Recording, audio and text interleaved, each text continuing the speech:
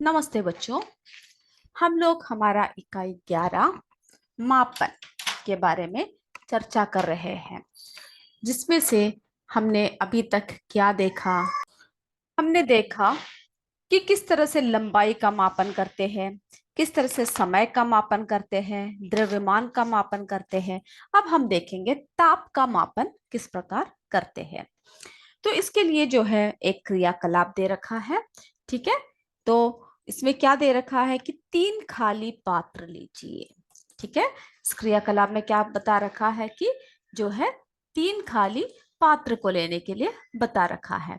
और उस 3 खाली पात्रों में क्या करना है, उसमें जो है जैसे कि 3 खाली पात्र ले लिए, उसमें जो है एक गिलास में ठंडा पानी, तो एक गिलास। ठीक है, इसमें कैसा पानी डाल दिया आपने, कैसा पानी डालना है इस गिलास में, इस गिलास में जो है ठंडा पानी डालना है।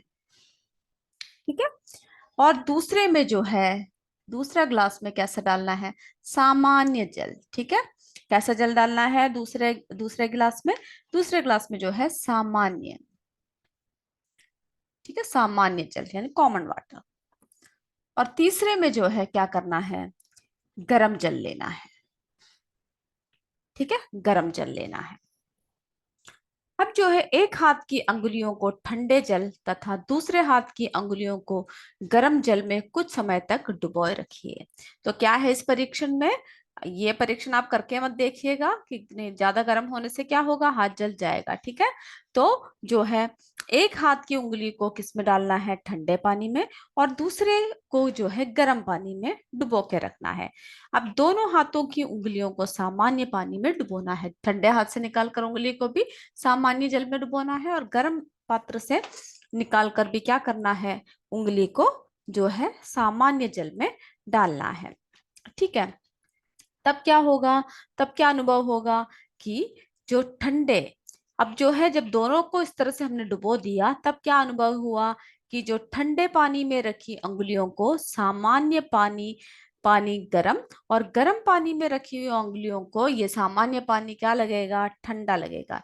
यानी गर्म पानी से निकाला हुआ हाथ इसमें डालोगे, तब क्या लगेगा, ये सामान्य लगेगा। और जो ठंडे पानी से निकाला हुआ हाथ को क्या करोगे आप, ठंडे पानी में रखी उंगलियों को सामान्य पानी में डालने से वो क्या लगेगा, गरम लगेगा।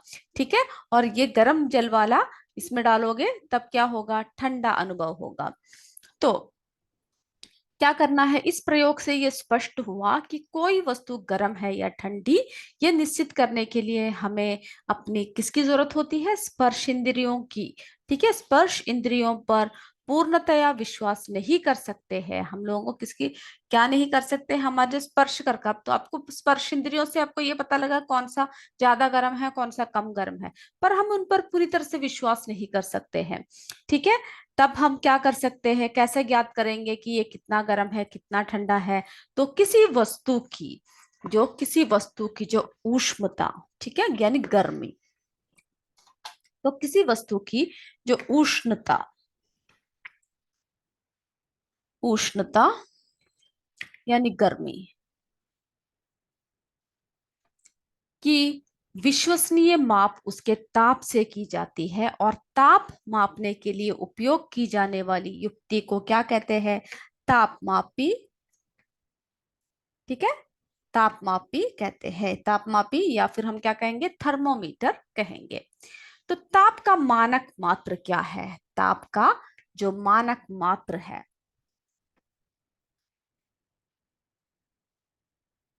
मानक मात्रक क्या है, केल्विन है। ठीक है, केल्विन। और दैनिक जीवन में ताप का प्रचलित मात्रक डिग्री सेल्सियस, क्या बोलते हैं हम उसे, डिग्री सेल्सियस। ठीक है, ताप का जो प्रचलित मात्रक है डिग्री सेल्सियस, तथा डिग्री क्या होता है, फ़ारेनहाइट होता है। ठीक है, फ़ारेनहाइट, फ़ारेनहाइट, फ़ारेनहाइट।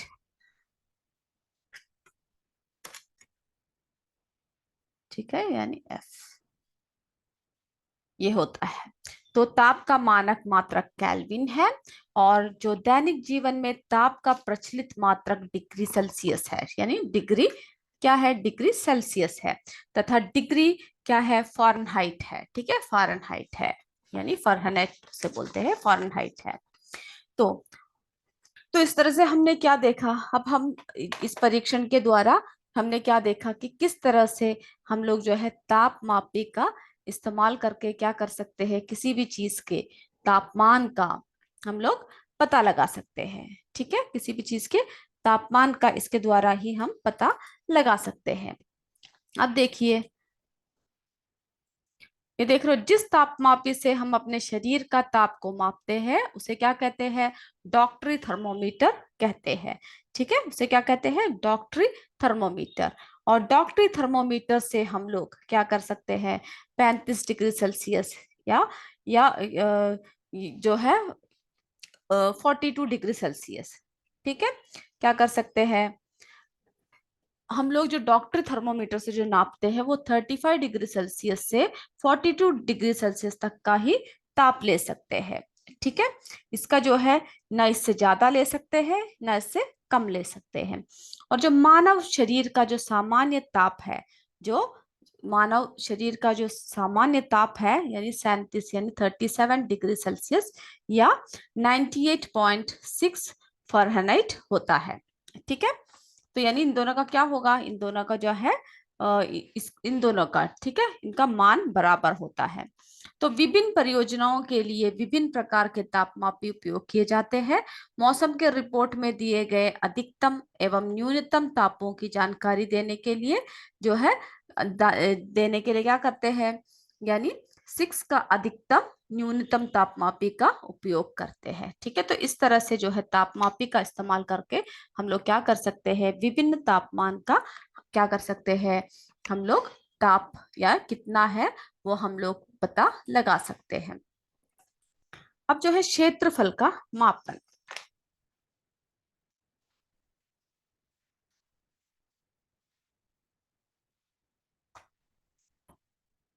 अगला क्या देख रहे हैं, क्षेत्रफल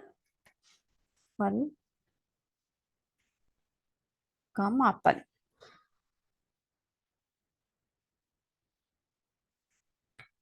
अब किसी वस्तु का कोई पृष्ठ किसी तल पर जितनी जगह घेरता है उस व्यक्ति को उस जगह को क्या कहता है, यानी कोई भी वस्तु, यानी जैसे कि हमने ये डस्टर रखा तो ये इससे जितनी भी जगह घेरा, ठीक है, उस वस्तु का वो क्या कहता है, जितनी जगह वो घेरता है उसको उस वस्तु का क्षेत्रफल कहलाता है।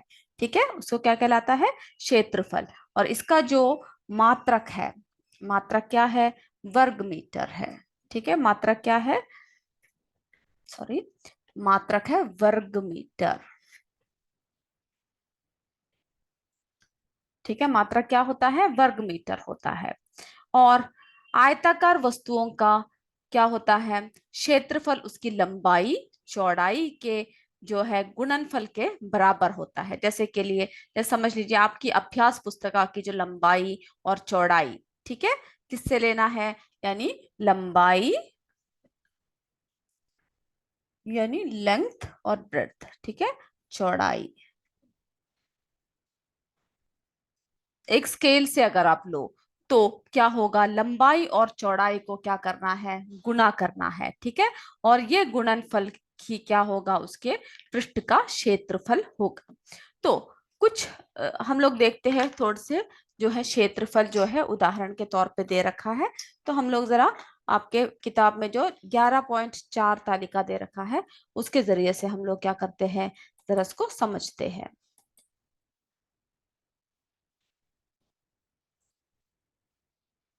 चलिए ये देखिए, ये देख रहे हो आयत, आयत निकाल कर ये देख रहे हो, इसकी आकृति देख रहे हो ना।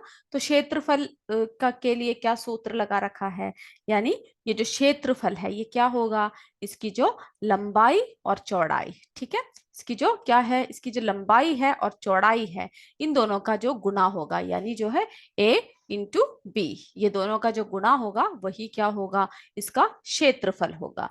ठीक है, और ये जो वर्ग है, ये देख रहे हो, ये वर्ग में क्या है, जो क्षेत्रफल है, क्षेत्रफल कैसे निकाल रखा है, यानी इसकी भुजाएं जो है क्या होती है, ए है ना, बराबर होती है, भुजाएं क्या है, बराबर है।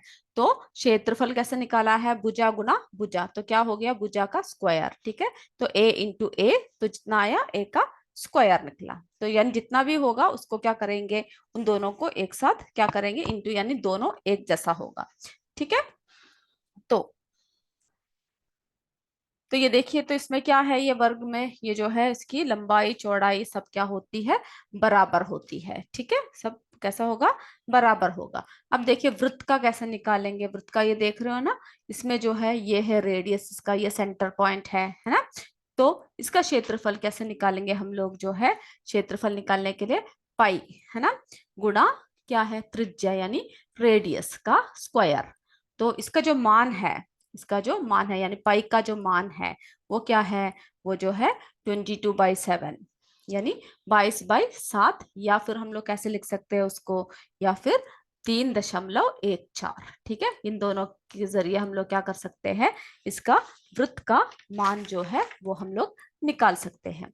तो हमने क्या देखा, इसमें जो है वृत्त का मान निकाला है। फिर जो है इसमें देखिए, इसमें 11.4 में जो प्रदर्शित आकृतियां जो हमने देख रखा है, उसके अतिरिक्त जो है व्यवहारिक रूप से भी क्या है, खेत का क्षेत्रफल यानी डेसिमल, एकड़, इन सब में जो है हम लोग क्या निकाल सकते हैं, एयर और हेक्टेयर, इन सब के रूप में निकाल सकते हैं। एक एयर कितना होता है, 100 मीटर का स्क्वायर। ठीक है, एक एक हेक्टेयर कितना होता है, 100 एयर, यानी कितना है उसका जो है, आप देख सकते हो है ना, डेसिमल, एक डेसिमल जो है 40 मीटर का स्क्वायर, एक एकड़, है ना, 100 डेसिमल। इस तरह से आप जो है इसका क्या निकाल सकते हो, क्षेत्रफल निकाल सकते हो। अब जो है हम देखते हैं, तो आप क्या कीजिएगा, वो सारे फॉर्मूलाज को आप लिख लीजिएगा और उसके सहायता से आप क्या निकाल सकते हो, उन सभी चीजों का क्षेत्रफल निकाल सकते हो। अब हम देखते हैं आयतन का मापन कैसे करते हैं।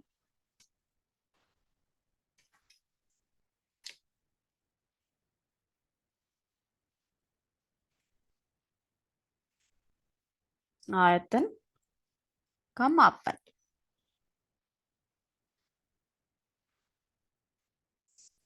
तो जैसे कि हम अपने दैनिक जीवन में अनेक वस्तुएं है ना, जैसे कि मैचिस का डिब्बा हुआ, ईंट हुआ, फुटबॉल हुआ, क्रिकेट बॉल, किताब आदि को क्या करते हैं हम लोग, देखते हैं। और क्या है, अपने अनुभव के आधार पर हम ये कह सकते हैं कि जो मैचिस के डिब्बे के तुलना में ईंट अधिक स्थान घेरता है ना। इस प्रकार एक एक वस्तुओं को देखकर आप बता सकते हो कि कौन जो है सबसे ज्यादा स्थान घेरता है और कौन सबसे कम स्थान घेरता है। तो इसी प्रकार जो है अन्य वस्तुओं द्वारा घेरे गए स्थान का हमें अनुभव होता है, यानी अनुभव हमें क्या होता है कि कितना स्थान कौन घेर सकता है। ठीक है, यही स्थान उस वस्तु का, यानी जो स्थान उस वस्तु ने घेरा, तो वो स्थान क्या होता है, स्थान क्या होता है, उस वस्तु का आयतन होता है। ठीक है, उस वस्तु का क्या होता है, आयतन कहलाता है। तो किसी वस्तु द्वारा घेरे गए स्थान को उस वस्तु का आयतन कहते हैं। अब जो है ठोस के आयतन का मात्रक क्या है, घन मीटर है, ठोस का आयतन। ठीक है, ठोस के आयतन का मात्रक क्या है, मात्रक क्या है, घन मीटर। ठीक है, इसे जो है हम लोग क्या क्या लिख सकते हैं, मीटर का क्यूब। ठीक है, इसे हम लोग क्या लिख सकते हैं, मीटर क्यूब। ठीक है, या क्या लिख सकते हैं, एम क्यूब। ठीक है, इसको लिखकर हम लोग जो है व्यक्त कर सकते हैं। अब जो है हम लोग देखते हैं, जो आपकी तालिका 11.5 में जो दे रखा है,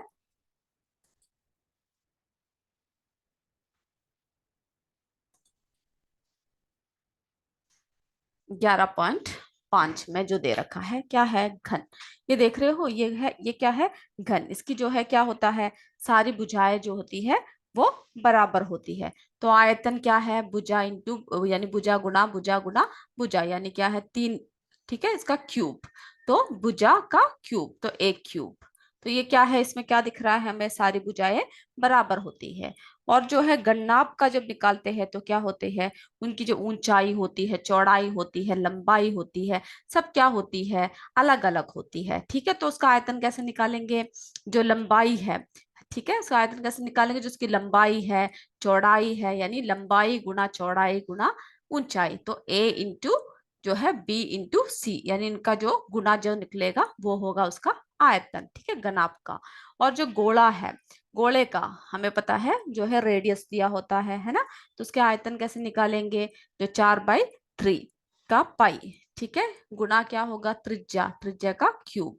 तो इसका एक क्या निकालेंगे, 4/3 जो है पाई का आर का, यानी रेडियस का होल, रेडियस का क्यूब। ठीक है, तो ये जो सारे फॉर्मूलाज को आप क्या करते हो, हम लोग उसको लगाकर जो है इन सब का हम लोग आसानी से क्या कर सकते हैं, सबकी जो आकृति यानी सबका आयतन जो है हम लोग निकाल सकते हैं। तो इसके लिए आप क्या करोगे, इन सारे फॉर्मूलाज को याद करोगे।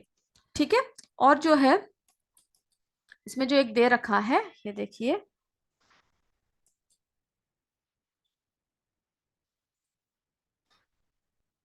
चलिए आपकी किताब में एक दे रखा है जिसमें क्या निकालने को कहा गया है, जो है ये देखिए, वस्तुओं का नाम दे रखा है, लंबाई चौड़ाई ऊंचाई।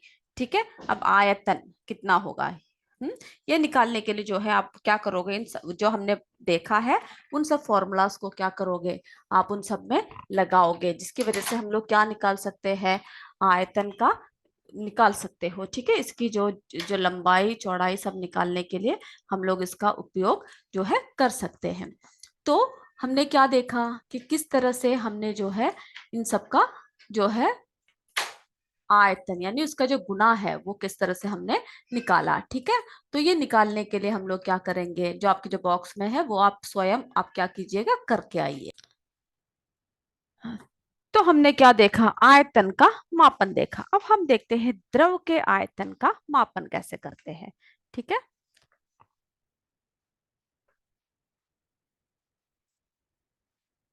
अब हम क्या देख रहे हैं, द्रव के आयतन का माप।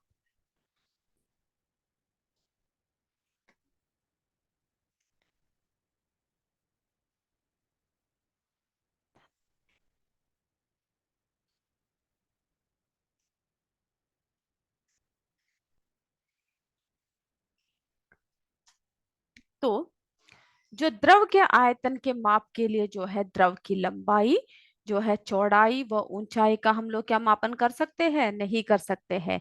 ऐसे स्थिति में हम क्या करेंगे, जैसे कि जो द्रव वस्तु है, जैसे द्रव है, जैसे कि दूध हुआ, पेट्रोल हुआ, है ना, मिट्टी का तेल, सब क्या है, ये सब द्रव है। तो ये कैसे मापी जाएगी, इन सबको जो है द्रवों के आयतन को जो है कैसे हम लोग माप सकते हैं, इसको जो है विभिन्न प्रकार के मापक बर्तनों का उपयोग करते हैं। ठीक है, मापक बर्तनों का, विभिन्न प्रकार के मापक बर्तनों का उपयोग किया जाता है। और इसका आयतन जो है किसमें हम लोग प्रकट करते हैं, इसका आयतन जो है हम लोग लीटर में व्यक्त करते हैं। जैसे कि जो है बहुत सारे जो विभिन्न प्रकार के जो बर्तन होते हैं, है ना, जिसमें हम लोग क्या कर सकते हैं, हम लोग उनको माप सकते हैं। ये देखिए, ये देख रहे हो ना, विभिन्न प्रकार के मापक बर्तन जो है, इन सब का इस्तेमाल करके क्या कर सकते हैं हम लोग, द्रव के जो है आयतन यानी द्रवों के आयतन के माप के लिए हम लोग जो है इन सब बर्तनों का उपयोग कर सकते हैं। और जिसका आयतन हम लोग किस में व्यक्त करते हैं, हम लोग जो है लीटर में व्यक्त करते हैं। तो जब भी कोई जो है बर्तन द्रव से पूरा पूरा भर दिया जाता है, तो क्या होता है, तो उस द्रव से जो है बर्तन के अंदर का पूरा स्थान घिर जाता है। जैसे कि इसमें अगर आप कोई द्रव भरोगे तब क्या होगा, वो पूरा स्थान को जो है घेर लेगा। ठीक है, तो बर्तन का यही स्थान उसकी भीतरी आयतन होता है, यानी जितना उसने स्थान घेरा वो क्या होता है, वो उसका भीतरी आयतन होता है, जिसे उस बर्तन की जो है दारिता कहते हैं। और बर्तन के दारिता के माप जो है लीटर में की जाती है, जैसे हमने आपको बताया ना कि किस में की जाती है, लीटर में करते हैं। और यदि किसी बर्तन में रखा द्रव जो है 1000 घन सेंटीमीटर, यानी 1000 घन सेंटीमीटर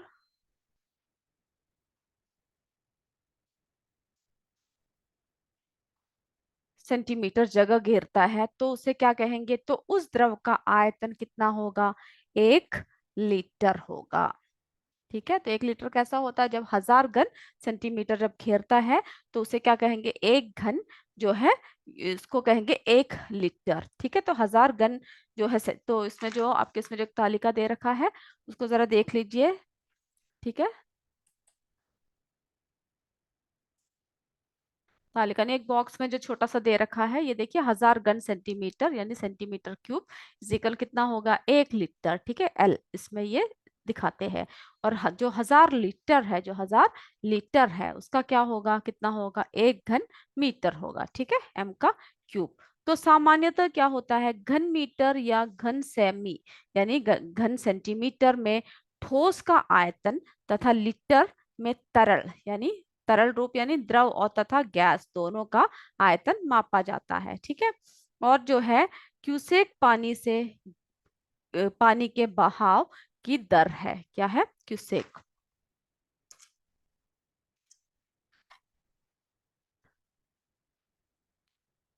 तो आप क्या कीजिएगा, इन सबको जो है आप लिख के रखिएगा। ठीक है, क्यूसेक जो है पानी के बहाव का दर है। ठीक है, पानी के बहाव का दर है। एक क्यूसेक का अर्थ है, अर्थ क्या है कि प्रति सेकंड 1 घन फुट पानी का बहाव है। ठीक है, तो हम क्या कर सकते हैं, मापन के लिए जो है हम लोग जो है विभिन्न उपकरणों का उपयोग कर सकते हैं। ठीक है, जैसे कि दैनिक जीवन में क्या करते हैं हम लोग, मापन के लिए जो है हम लोग विभिन्न उपकरणों का उपयोग करते हैं। ठीक है, जैसे कि कई बार हमें पता भी नहीं चलता कि हमने कब मापन किया। जैसे कि एक राशि है ना, वस्तु या विमा की माप के लिए कई मापकों के उपकरणों का उपयोग करते हैं। तो जैसे कि आप देखिए हम लोग किन किन का उपयोग करते हैं।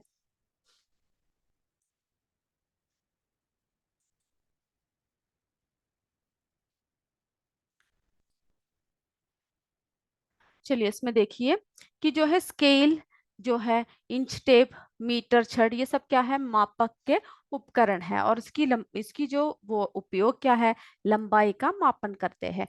तराजू, बाट, भौतिक तुला, पेन जो है, पेन, बेलेस, ये सब क्या है, मापक के उपकरण है, द्रव्यमान का मापन में इस्तेमाल करते हैं।